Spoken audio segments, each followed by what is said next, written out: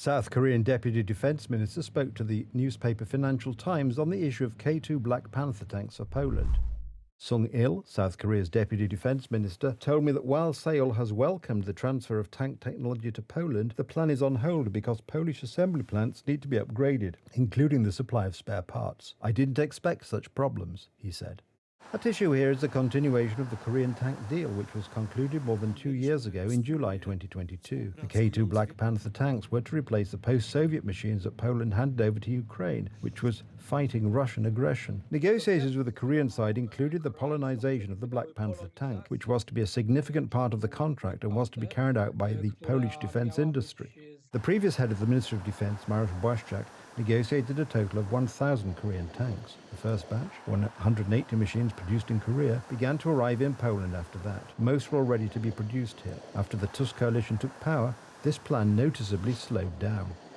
The framework agreement signed in 2022 is not turning into an executive agreement and is actually stalling due to obstructionism from the Ministry of Finance. We are risking our own security because our country needs modern armoured weapons.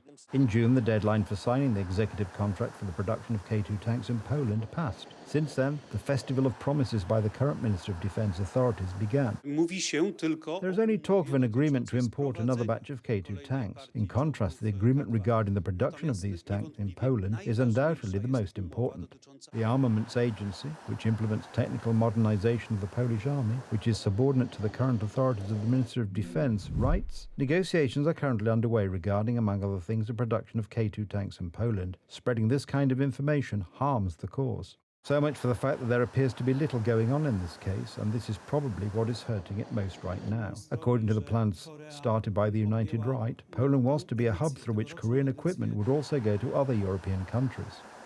The Germans are very uncomfortable with the fact that a manufacturer of equipment better than German equipment would appear, and on top of that this equipment will be produced in Poland. That's exactly what they had in mind. Perhaps Donald Tusk's government, whose traditional ally is Germany, will be looking there for a major manufacturing contractor for the Polish military. So much for the fact that it was behind the tanks from the South Korea to Poland that the transfer of the latest technology was to go. Polonization of the K2 tank is a huge operation. You have to transfer the production line from South Korea, and this cannot be done in a few months. In other words, decisions must be made quickly so that in a year or a year and a half this production will start. Because in the changing security situation in Europe, including in the context of the continuing Russian aggression in Ukraine, production in Poland of basic tanks for our army should start as quickly as possible.